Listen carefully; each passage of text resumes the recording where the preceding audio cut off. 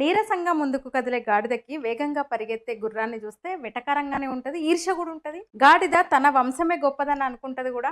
కానీ ధైర్యంగా యుద్ధంలో పాల్గొనే గుర్రానికి వంశంతో పని ఉండదు. గుర్రానికి బలం తన పరిగే, గుర్రం ప్రత్యేకత దాని కాళ్ళే.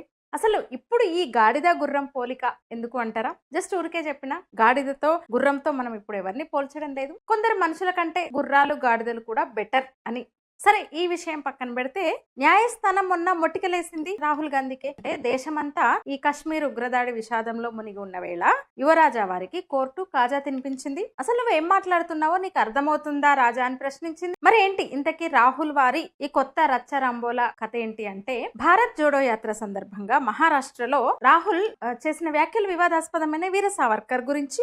దీనిపై కొందరు పరువు నష్టం దావా వేశారు. ఆ కేసు విచారణ సందర్భంగా సుప్రీంకోర్టు రాహుల్ ను గట్టిగానే హెచ్చరించిందని చెప్పొచ్చు.